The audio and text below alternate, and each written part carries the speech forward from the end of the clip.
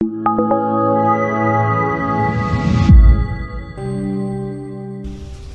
were Talmidim of the Achveis of the Rebbe of Melech. There was the Kodesh of Magid. There was the Mendel Riminover. There was the Chayzim of Lublin, and then there was Avram Yeshua Heschel of Apter. It's a very, not the Alter Rebbe, Middle Rebbe. 3 of them passed away mamash at the same time. It's a whole story. They try to bring Mashiach. It's one of those crazy stories.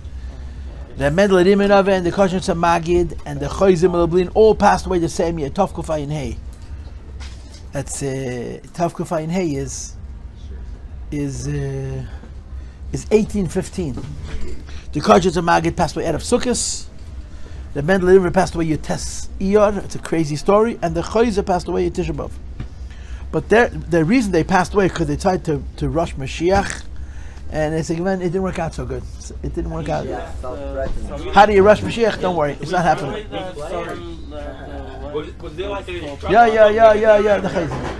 Anyway, is it possible to skip one distraction? One thing that gets you away from the primary subject and 2 seconds, just one time skip it. Just one time, don't look over there.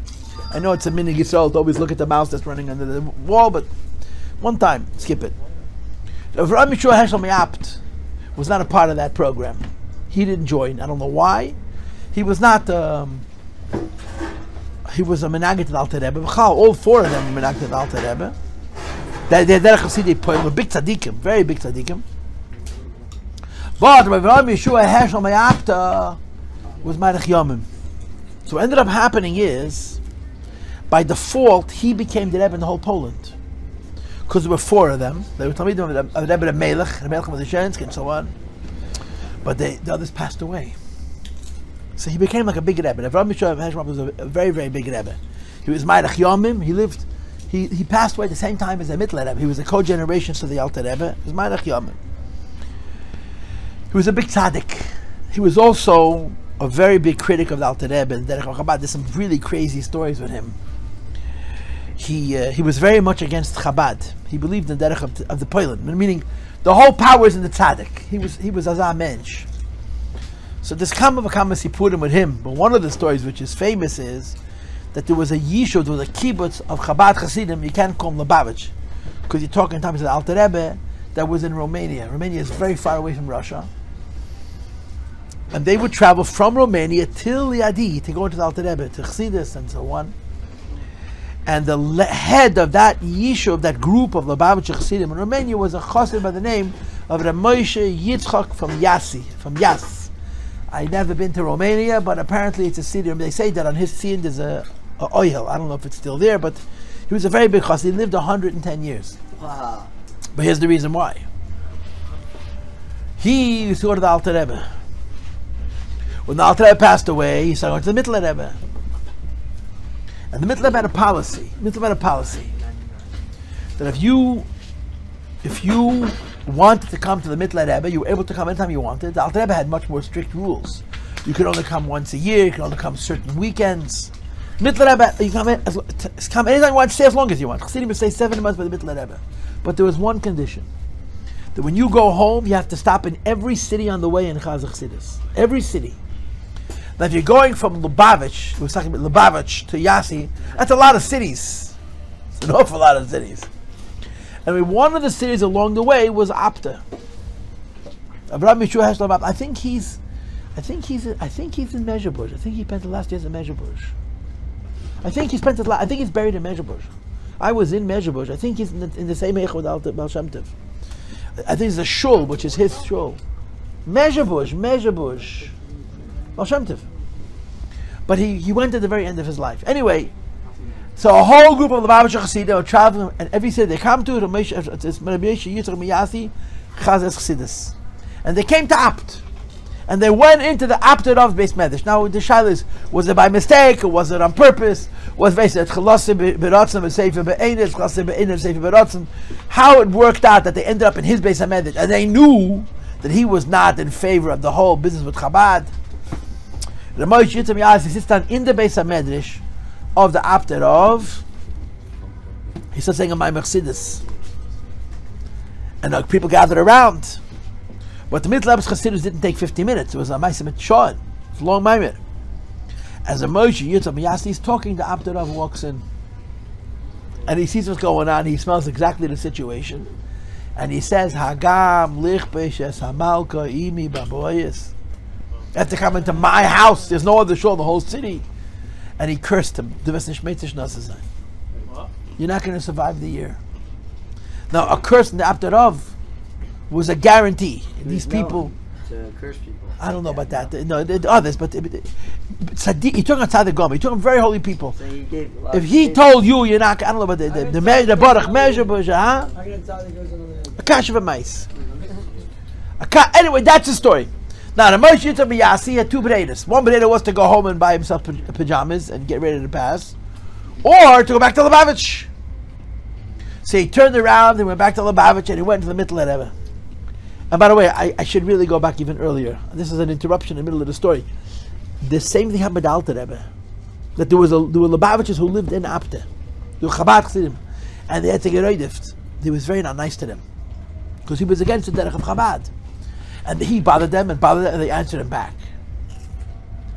And he cursed them also. And they came to the Alter Rebbe. When they came to the Alter Rebbe asked they should describe how what's his avoda, what he does. And they described to Alter Rebbe what he does. And when they finished the description, the Alter Rebbe said like this: the kpeid I'm going to remove, but don't do this again. Well, that's another gadol. In other words, next time I'm not going to help you. The Apter Rav gave midzay, but they answered back. The Alter Rebbe says, I'll remove the kpeid this time, but don't do it again, because he's an Adam gadol. Now this is by the Mittel Rebbe. The Moshe Yitzhak Miyasi comes into his Beis HaMedrash, he walks in, he sees what's going on, he tells him, so Moshe Yitzhak Miyasi turned around back to Lubavitch. He walked into the Mittel Rebbe and told the Mittel Rebbe, I was doing what you said, and look what happened. Right? INF. What's INF? What's INF? What's INF? Where do people live? INF. It's not fair. INF. It's not like it's a subdivision of the FBI. INF. But anyway, he goes back to the Mittel Rebbe. He goes to the Mittel Rebbe. What happened? So listen to this. Mittel puts his head down, raises up his head, and says, "Du wirst ihm überleben. You'll survive him." He puts his head down a second time, raises his head, and says, "Du wirst seine Kinder überleben. You'll survive his children." He puts his head a third time, "Du wirst seine Einigach überleben. You'll survive his grandchildren." The guy lived 110 years. He went around twice. He missed his stop. He didn't get off the next stop. He went around the whole train twice. The Apter Rav was a very big tzaddik. And there's other stories with him and Chabad, whatever. But the Apter Rav was a very interesting Rebbe. There were different verschiedene Rebbes. Apter Rav got an Avoda, and you have to understand that as hard as it is to understand this, you're talking about a Yid who was the Madrega of a Tzaddik Gomer. The Apter Rav used to eat food like 10 people. Copious amounts of food. He ate. You ate one piece of chicken. He had 3 chickens. Yes, nasach. He ate. I had Rabbi Reuben. I had a rabbi who was not Lubavitch who told me that Erev Yom Kippur. Now you tell me how you do this. The Apter Rav would eat. You ready for this? 400 apples. You know how many pounds that is? If it's 5 apples in a pound, that's about 80 pounds. In one sitting? No, a whole day. Erev Yom Kippur. He ate a whole day. Before Kol Nidrei, 1 second. He went behind the shul. He put his finger in and he gave them all back. He threw everything up and he went to Yom Kippur. That's the story. This I didn't. 400. How did the person 400 apples? How do you do that? But the Apter Rav ate copious amounts of food. Mom is talking yes. But would he throw all of it up? gosh, you got problems, man. Why would he throw it up? Why? He told me not to tell you. I'm telling you a story. I'm not giving explanations. It doesn't make sense. It makes complete sense. How do you go to Yom Kippur all bloated? Yom Kippur is ungefressen. And why did he eat 400 apples? He was an avoda. He wasn't eating apples because he was hungry. It was a spiritual. He was a holy Jew. You know what it means? A perfect tzaddik. A perfect tzaddik. You're a Chabadnik from home? No. You've Shachas Chassidus or not? Sort of, yeah. Which group? Lubavitch, technically. Some Shachas. You know what shirayim is? You heard of shirayim? Yeah. Yeah, what does shirayim mean? Like, isn't like the food you get from the Rebbe? Like gives out like leftovers. Shirayim means leftovers. Where does the expression come from? Karbonis. When you burn a carbon shlamim, you put on the mizbeach all the inedible parts, and you ate the leftovers. It's called shirayim. The leftovers. So in Yiddishkeit, there's like 4 or 5 levels, right? There's chulin. You heard of chulin, right? And then you have the next madrege would be, let's say, Maisa Sheni. And then the third madrege would be Truma. And the first madrege would be Kachim Kalim. And the fifth madrege would be Kachim Kadishim. And the sixth madrege would be Paras Chatas, right? Paraduma. So there's different stages, different levels, yeah? The cutoff in halacha and in Musar and in Chassidus is certain things are in the category called taharos. The opposite of tahara is tumah, right? So chulin could be chul al taharas hakodesh, regular food, but I'm eating al taharas hakodesh, right? In the time of the second Beis HaMikdash, the Chaveinim ate chulin al taharas hakodesh, right? Then Maisa Sheni has to be tahar. You can't eat it when you're an oval, and so on and so forth, right? Kachim Kalim is no longer called taharas. Now it's called kedusha, kachim. What's the difference between taharas and kedusha? The difference between taharas and kedusha is the difference between water and light. Water can be pure, but it can be dirty, right? Oil can be pure, it can be impure. Wine can be clear, it can be with sediment, right? Can you have dirty light? Why? Because it's not physical on the level where it's subject to contamination, right? So the chulin is taharis, Maisa Sheni is taharis, Teruma is taharis, Karbonis is kachim. Okay, so in terms of life, it means this: I don't know you and you don't me, right? So we'll both lie to each other and we'll both be safe, right? We want to be pure. That my head shouldn't think thoughts that are inappropriate, right? That my body shouldn't be involved in inappropriate. And we try to make ourselves pure, right? We go to the mikveh, we think chassidus, we do different things, right? What about holy? Are we holy? If we're lucky, we're pure. Purity is a high level for you and me, right? If I sit down and learn, and I'm tired, I have a headache, I can't think clearly, my mind is not clear, right?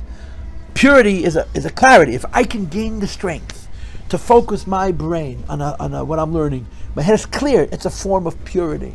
For me to have that clarity. Now purity, I have to sleep, have to eat not too much, I have to do many things to keep myself clear, right? Where is the step from pure to holy?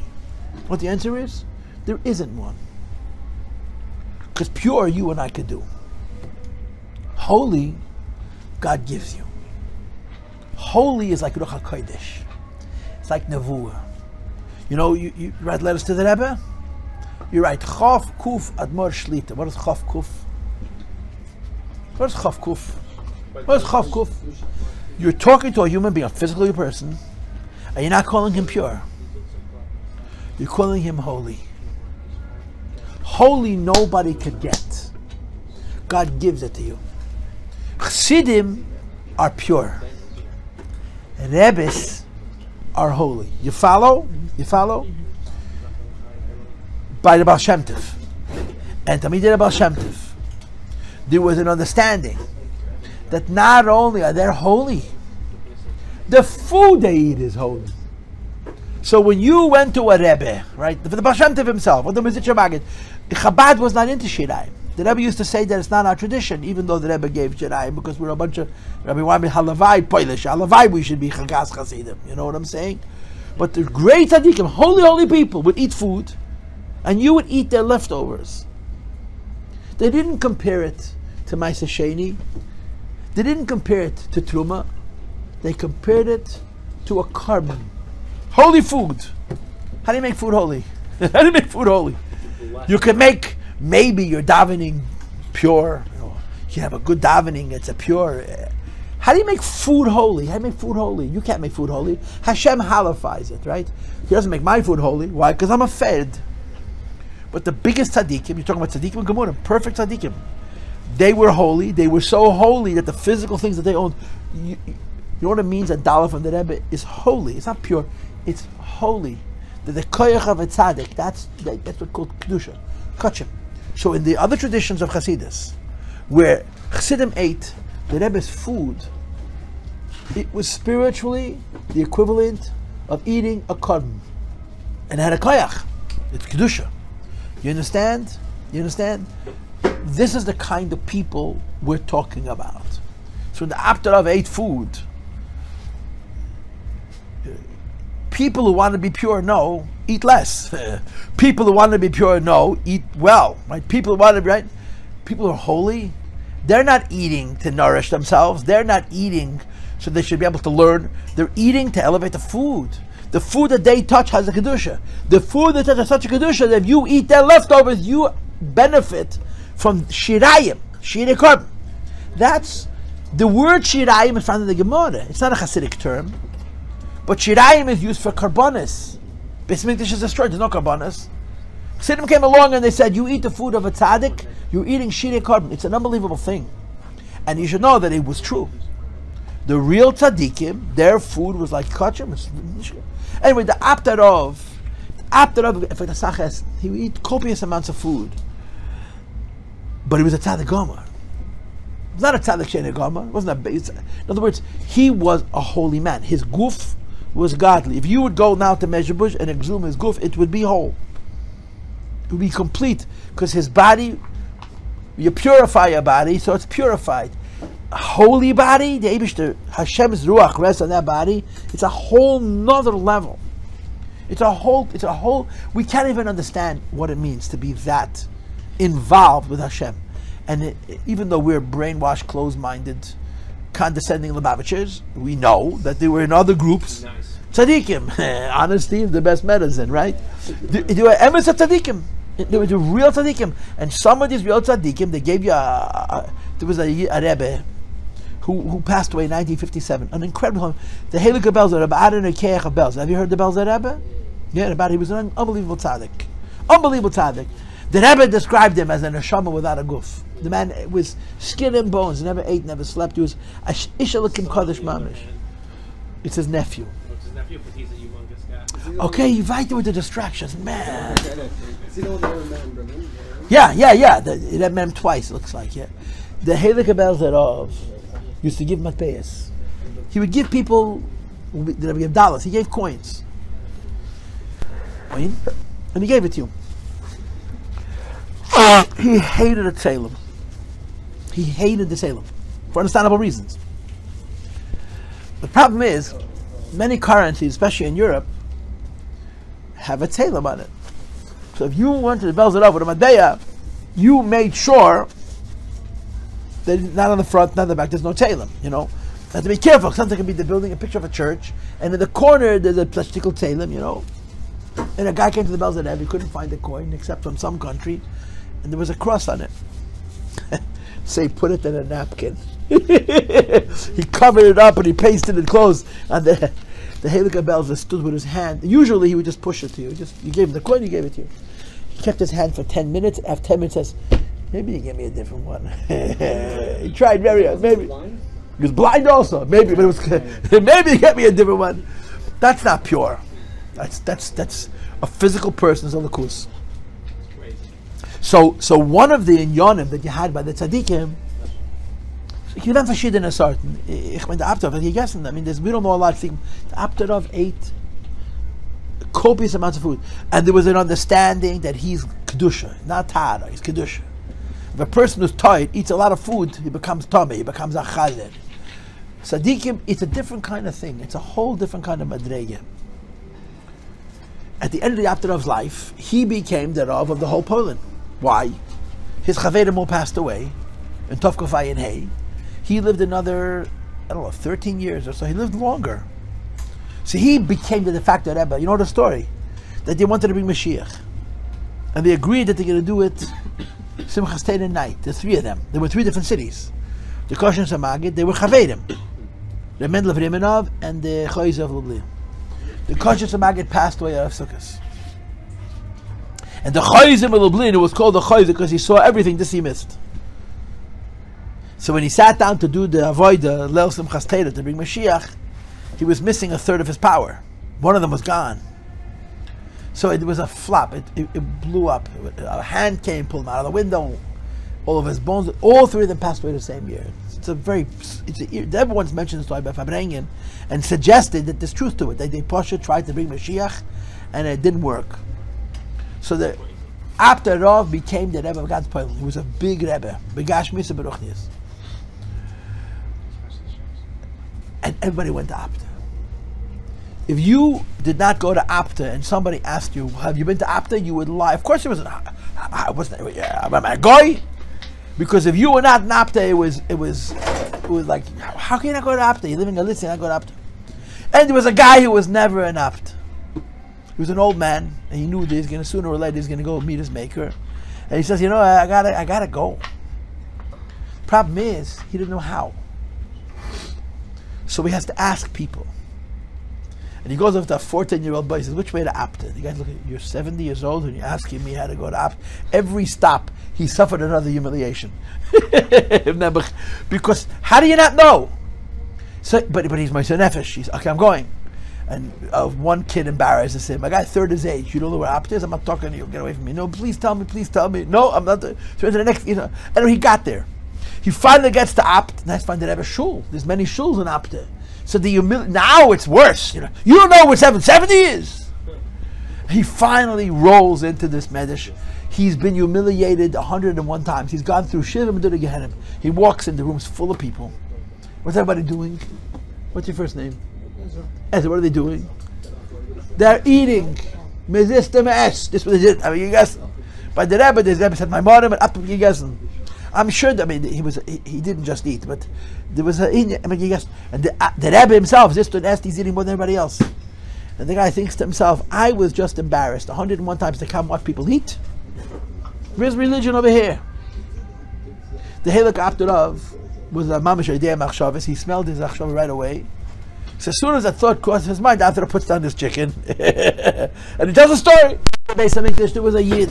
We're not going to say his name was Ezra, okay? Just for tonight, we'll say his name was Nehemiah.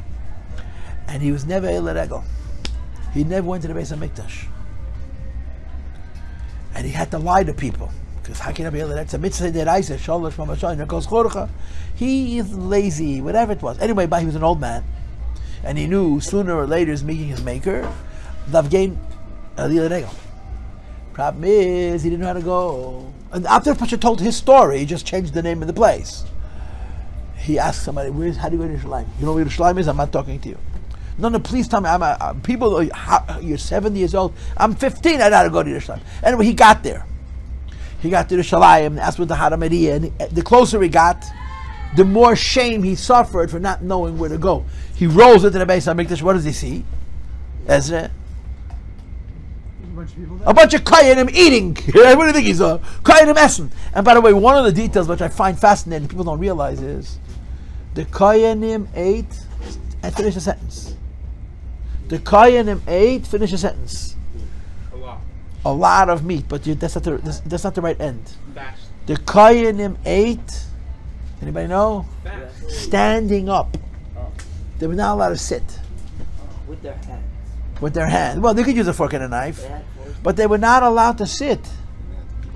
Kachim Kaddish might eat in the Azora. In the Azora.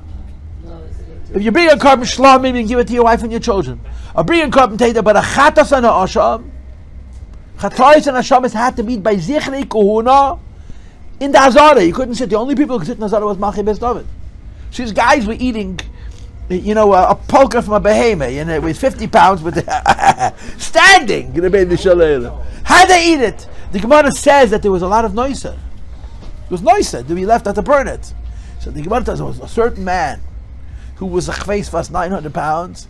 That during his lifetime there was never noiser because he ate and ate and ate until it was gone. And the Gemara is mishabeich him like he was the biggest tzaddik. The guy was like, I guess. So the Apter Rav tells the story. And the Apter Rav finishes and he says, imagine a Jew comes to the Beis HaMikdash, the holiest place in the world, and what does he see? A bunch of people eating food. That was the story. Now wait. He was trying to make a point. He was trying to make a point. What was the point he was trying to make? What was the point he's trying to make? What was the point he's trying to make? Huh? That when you don't have a chush, you don't feel, you can look at the holiest thing in the world and it looks like people eating food. I'll give you a different angle, which is a Lubavitcher angle also a little bit, yeah? Lubavitchers don't sleep in the sukkah. Why? Makif from the Bina. Makif from the Bina. What's Makif from the Bina? Nobody knows. Makif from the Bina. The Rebbe says in the Sikha, Makif from the Bina is supposed to cause you pain. Doesn't cause me any pain. Yeah, but you have pain from the fact that you don't have pain. Oh, so I can't sleep in the sukkah because I'm mitzvah. From the fact that I'm not mitzvah, so I don't sleep in the sukkah. What's this propaganda? And not like tonight sleeping in the sukkah is not a bad arrangement. I mean, the first night of Yom Tov would have been so gishmak, but today to sleep in the sukkah is not bad. Yeah. What does it mean, Makif from the Bina? It's a very simple thing. I was last night in Borough Park and I spoke to them about it. That's a very simple question. What is easier to make holy? Davening or breakfast? What is easier to make holy? Davening or breakfast? It's easier to make breakfast holy? Daven is a holy activity. Breakfast is an unholy activity. To eat like a yid is much harder than to learn and daven like a yid. I'm talking about the Apter Rav, yeah? Apter Rav had a yid. In some ways he was his Talmud, in other ways he wasn't. The Heilig Erushin, heard the B'Sol Erushin in it? It was a big tzaddik. A B'Sol Erushin, never B'Sol Erushin in it.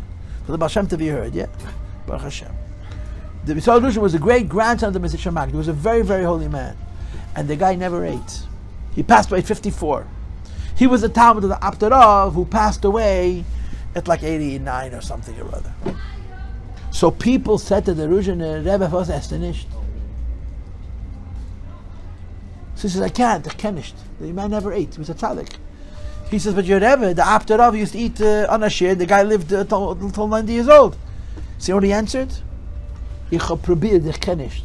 I tried to do like my Rebbe, I can't. To eat holy is harder than to daven holy. So it makes another question. What's harder, to eat holy or to sleep holy? No, to sleep. Sleep holy. When you go to sleep, you have no control. Mainly when you're awake, okay, eating food is a gashmi's activity, but at least you have an awareness. You don't understand why you don't sleep in the sukkah? It's a mitzvah. You take a chamor, put him in the sukkah, like take a donkey, put him in the sukkah, shlaf in the sukkah, become a mitzvah, yeah.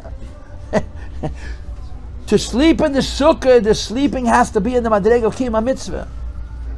The Rebbe has in the Maimorim that the ikir eating of sukkah is eating and drinking. How do you eat and drink in a sukkah? Learn in a sukkah, daven in a sukkah, I can understand. How do you eat in a sukkah? Sleep in a sukkah. So for most of us, that's our issue. Why? Because the best we could do is pure. Is eating pure or fasting pure? Of course fasting is pure. Is staying awake pure? Sleep, of course staying awake. The less connected to Gashmius it is, the purer it is. But when you cross that line from Tahara to Kedusha, which is from Tzaddik She'einei Gama to Tzaddik Gama, you're talking about the biggest Tzaddikim, yeah? Where they're Kedusha, by them the food is holy. So the Apter Rav says a guy's 85 years old, rolls into the Beis HaMikdash the first time in his life, sees a bunch of people standing and eating with their hands, says, this is holiness. What's the answer? Yeah. You have to know how to see. So Apter Rav answered, this guy says, I slept to Ab, I was embarrassed 50 times, I don't know, and I come and see the Rebbe sitting and eating. So the Apter Rav says, and when he came to the Beis HaMikdash, what do you think they saw? But it was Kedusha. And the Chazal say, Koyanim eichlim, u'bailim eschapim. The Koyanim ate the chatas, the Koyanim ate the asham, and I had a kapara. I had a kapara for an Avoda that I did. It's serious, it's real. That only works in the madrega of Kedusha. You follow? This is the story of the Apter Rav. It's a famous story. Yeah. How did you have this whole thing in the Nusach of Lubavitch? Which is really what I wanted to talk about. Like I said, I try to talk every night a different theme, you know. To learn Chassidus Chabad is wonderful. to learn sichos is wonderful. To daven like a chassid is supposed to daven, yeah. But the shimusha shel Torah. When I was growing up, there was a word called mimish. Mimish means the guys who hung around and just talked nonsense about the Rebbe, hanging around the Rebbe and counting his steps, The Rebbe went like this, the Rebbe went like this. The Rebbe said once that I'm going to come to shul with a pile of sedurim, and if I see somebody standing and looking at me, I'm going to go over him, I'm going to hand him and say, hey, look inside. And the Rebbe had I remember where I was standing when the Rebbe said the Sikha. There had been a whole protest that people are standing and staring at him. And you should know, it's famous, that before the Frierdiker passed away, the Rebbe would stand and shul the whole daven, look at the Frierdiker Rebbe. But when people looked at the Rebbe didn't like it. And the Rebbe said, Mishteitum, a cooked off a bus of Adam. I remember the Rebbe said it. You're standing and looking at a bus of Adam. So when the Rebbe spoke that Sikha, I was standing in the bleachers. It was a weekday Fabrengen.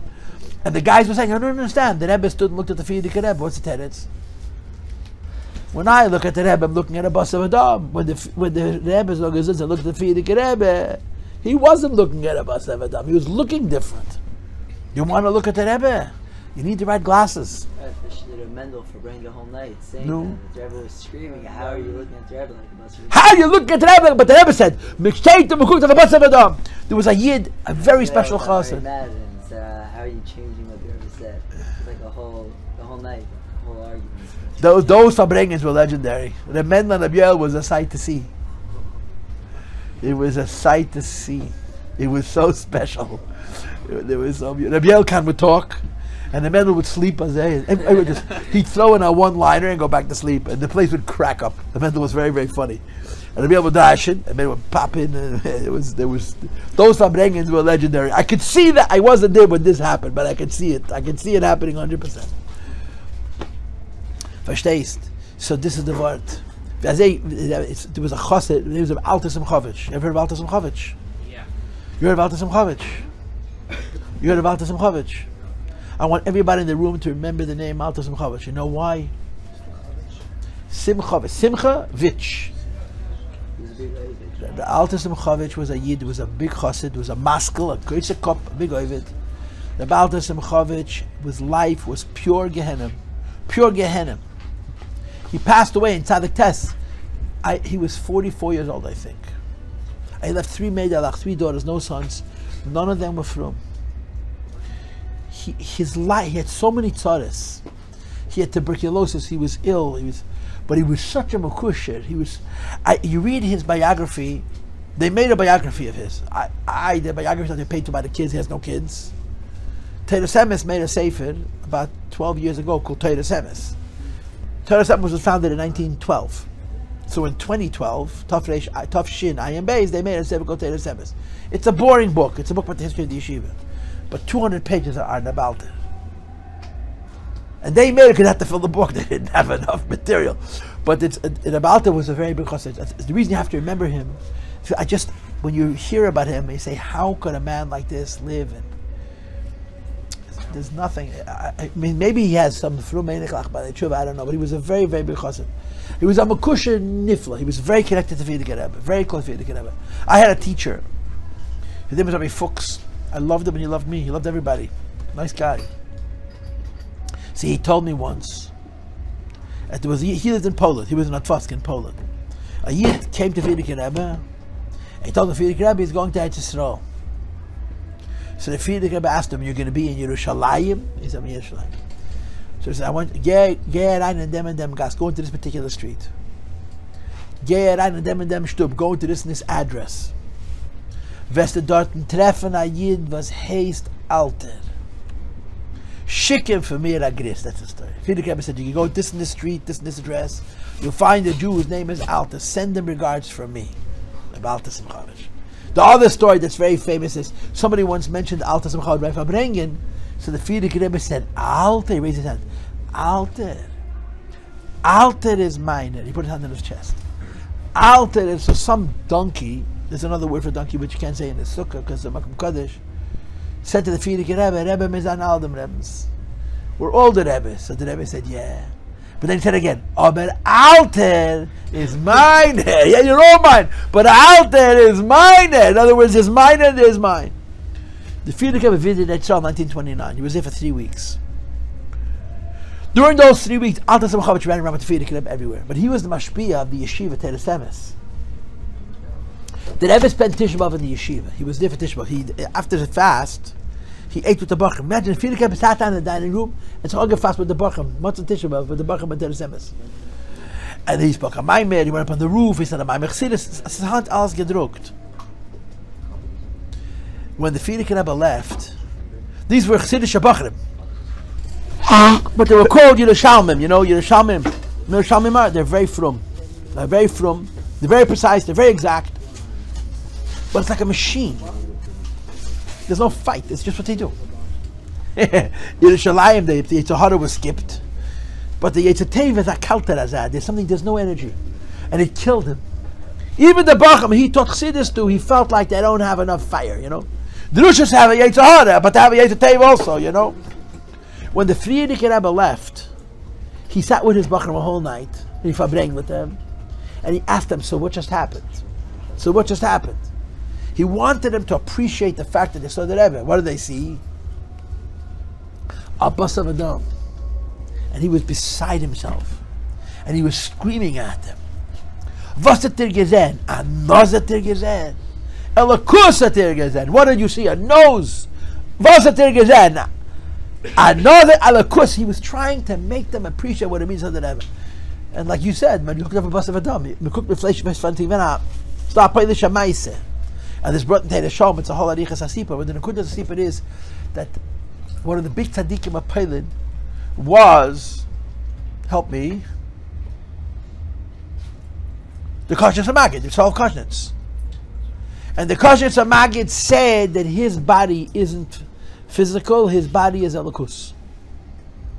He had a son who was Mamala Makom Kache. He was his son's father's successor. His name was Moshe Kashrus. The Moshe Yaakov, he was a big tzaddik.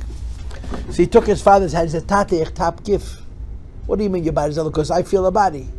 So the Kashrus HaMaggid said famously, a mitap mit gif, feelt man gif. When you touch with the body, you're feeling a body, but my guf is elikus. So Greinem once told the story by Fabrengen, and the Rebbe Rashab commented on the Maise. There's different, they found him in elikus. There's a lumdus to it, a shtigul Torah. But the word is a Rebbe's kedusha. But we don't have a chush in kedusha. So we see a man eating meat. You see, that's the one. You went to Apter Rav, gegessen. To appreciate what it means, a person eats food, and it's not the madreg of Tare, it's the madreg of Kedusha. For this, I need one person to listen to me. Who's listening to me? I just need one ear, one set of ears, please. You guys are distracted over here. I need one. I need to know where to look. Somebody's listening. So, this is the word. You have to relate to the Rebbe's alakus. And I'm going to say something blasphemous, play something really, really bad, but true. One of the hardest things about the Rebbe when I was growing up is that he was a bus of Adam. The Rebbe once said, after the Frierdiker Rebbe passed away, the Rebbe said, you know what the difference now before is? Now you know you're not fooling him. The Rebbe said, after the Frierdiker Rebbe passed away, was der Unterschied zwischen jetzt mit Frier, it's the basement, and not nicht dem Rebbe. When the Rebbe was in the Neshama Baguf, he was such a normal man. He looked so neat and clean. He was so modest. It's a huge nisayon. It's a huge nisayon to be in the Rebbe's Dalaramis and to remember every second that this is Getlichkeit. It's not easy. It's not. One of the most amazing things about the Rebbe secretaries, all of them, they work with the Rebbe every day for decades, and it never wore off. They never got comfortable. You know how hard that is? And it didn't wear off. I don't think it didn't wear off because of such big chassidim, because they saw every day that this is not a bas of Adam. It's a guf. It's like I have a guf and you have a guf, but it's made from different material. It's just it's a whole different DNA. Them is gelept, you know what I'm saying? Anyway, the reason I'm making this whole speech is because the way this plays out in our life is that we talk about the Rebbe, we don't just talk about his learning and his davening. We talk about every tnuah. We talk about how he swings his hand. We talk about how he holds his lulav. We talk about how he walks. we tell stories about his miracles, but that makes a joke. Every single tenua, it doesn't hayem yem. Right? It doesn't you know the whole hayem yem. You know the whole hayem yem. Hasabe mishpole. Haya ish nilvav b'yeser. Yeser mishar chaveidav tamidi amagid. The mishpole Zayde was a very passionate man, more than his friends tamidi amagid. And he said that he was a little boy, his father brought him to the Baal Shem Tov. When the Baal Shem Tov hat mir weggelegt dem heiligen Hand auf den Herzen und sind dann ist mir warm, right? So he said, when I was a little boy, my father brought me to the Baal Shem Tov. The Baal Shem Tov put his holy hand on my chest, and since then I'm warm. Look at weiter. What's the rest of that yem yem?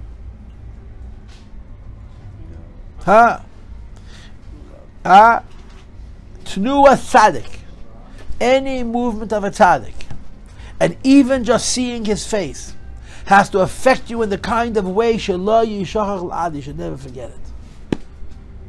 Now, in order to have that chush, you have to look at the Rebbe and not see anos. You have to see a lakus. The base of Hilu Parachet. It's a moed in the kamaise. The Hilu Parachet was 2.5. His father's name was Rebbe Meir Alevi. He was a big tzaddik. He was a big. Rebbe Hilu Parachet was a tzaddik. He was a chassid of Rebbe Nachum Chernobyl. Rebbe Nachum Chernobyl passed away when Hilu Parachet was 3. So Hilu Parachet before Upshen. And Nachum was a very old man. And Nachum Chernobyl came to the city where the Hill's parents lived. So they went to the shtibel. I'm sure everything was very small and was very, very crowded. And the Hillel Parachet's father took this 2.5-year-old boy into the shtibel. It was very crowded, very pushy. He was afraid he was going to get hurt.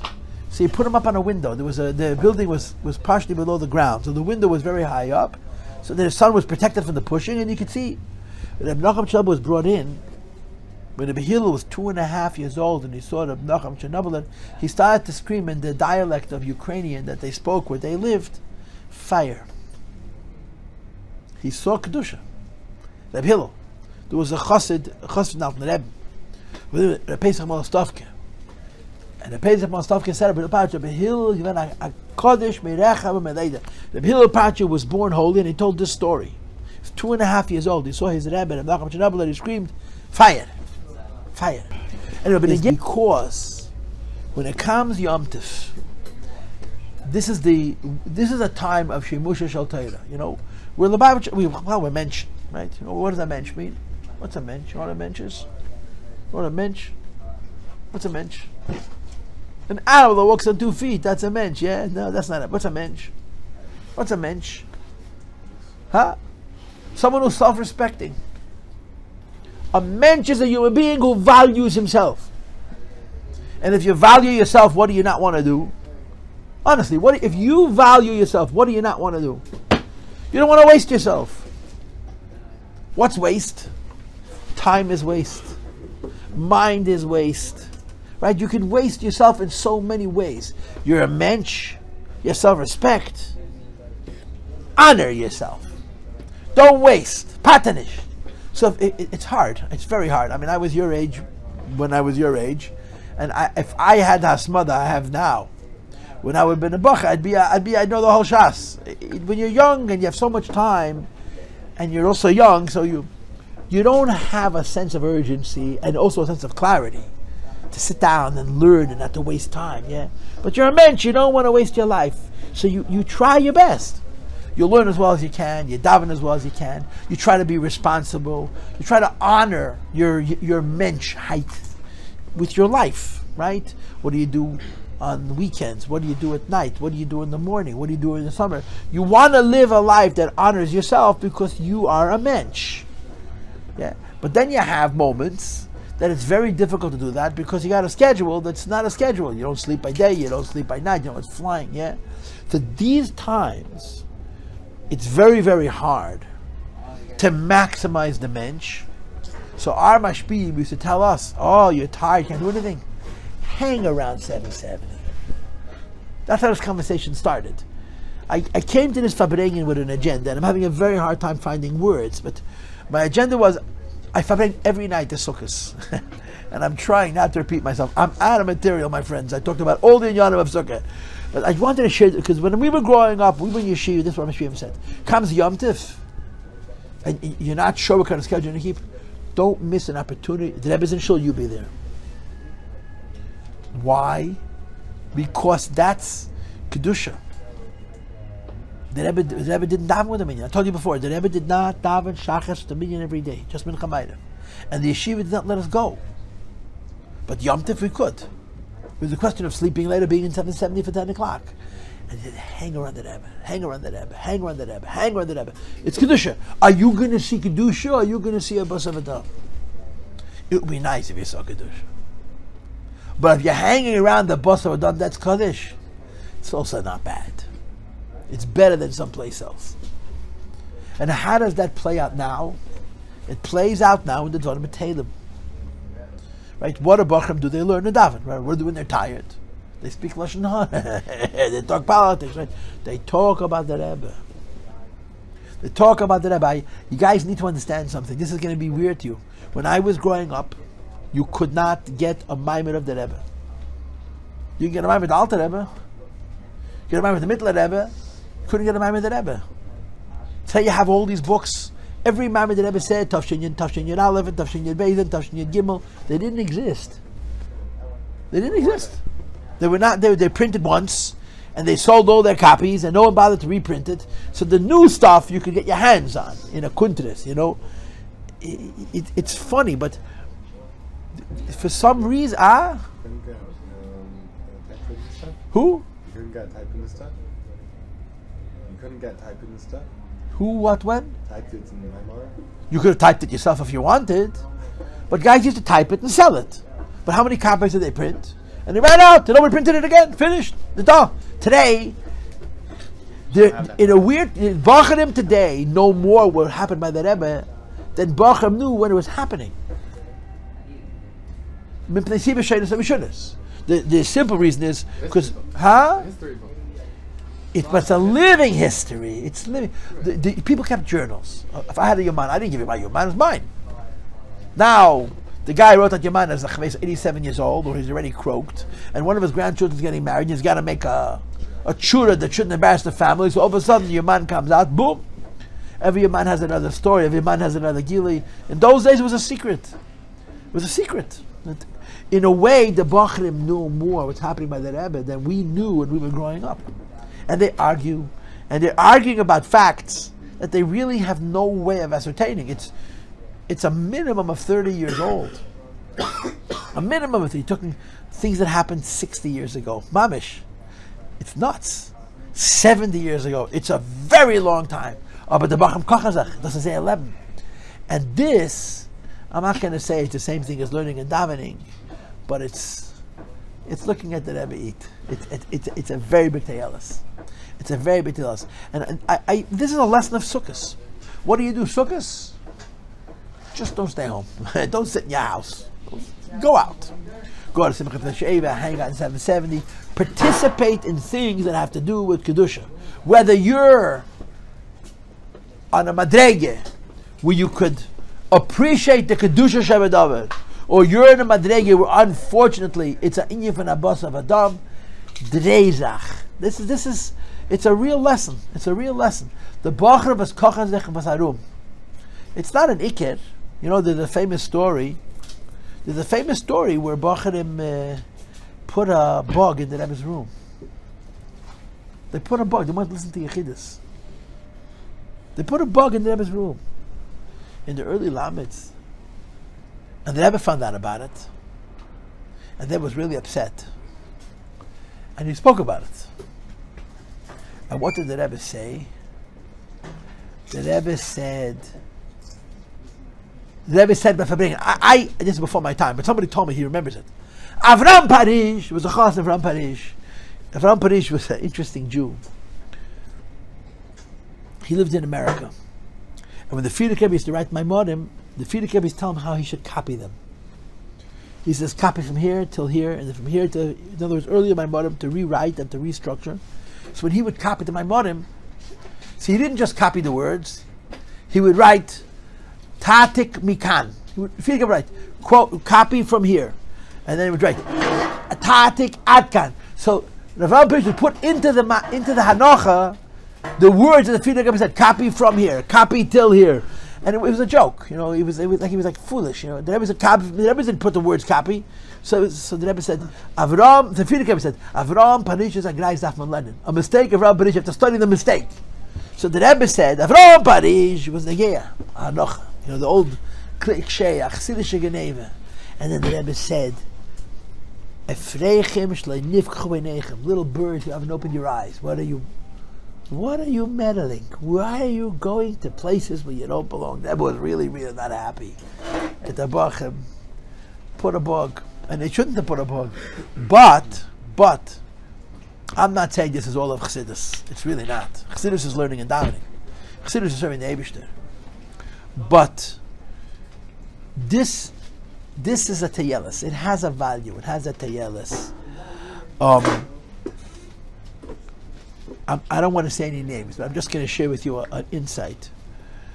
There was a certain boy, was led to this gehalten. He wasn't up to learning. He wasn't up to. I mean, he was a dreyer. He was very, very good at hanging around and engaging in Marshcheda. His father had a lot of seichel, and his father found a way of getting him a job to be around the Rebbe a whole day. He didn't learn. He didn't daven, but he's a Chassidish Yid. It's a Chidei in the Rebbe. There was another man, who was, again, I'm not going to say names, who his father was a very choshev Rav, and he was a Poshet Tepocher, and weniger learned, weniger davened. His father went into the Rebbe one time, said to the Rebbe, you know, I have one son, and I don't have nachas from him. So the Rebbe said, I don't know what to tell you, I do have nachas from him. He's one of those guys, he hung around the Rebbe all day and all night. If you hang around the Rebbe all day and all night, there's one thing. You're not someplace else. You know, just someone sent me today on my phone, WhatsApp. It's an old story, but it just, you know how these stories come around. Once in a while the stories come around. There was a Vishnitzer Yid who went into the Rebbe in 1958. And he complained about the fact that Lubavitch is Makara, Fnaya, whatever. The Rebbe spent 100 minutes with him, talking to him and explaining to him and arguing. And one of the things that Rebbe told him is, a Jew gets up Yom Kippur morning, and he trims his beard, Yom Kippur. And he gets into his car and he drives to temple. And he sits in temple for 2 hours, gets back into his car and goes home and he eats. He says the 2 hours he sat in temple, the Eibush had nachas ruach. For those 2 hours he was not Mechal Yom Kippur. That's how the Rebbe spun it. For those 2 hours he wasn't Mechal Yom Kippur. And for this guy he was like, what? He's a Reformed Jew. He said, no, he's a Yid. And for 2 hours he sat in temple, driving to temples and Avoda, driving from temple, eating Yom Kippur is not a good thing. But for Tzvei Shah, the Gesessen, if you hang around 770, you don't do Avoda at 770. You do Avoda before, it's 770, it takes a special kind of person. To do an Avoda in 770, it's Drezach. You know, it's not a normal Avoda. But it's for these times, you know, it's a good Tazach. It's a good Tazach. It's a good Tazach. Anyway, I'm talking for too long. Yeah.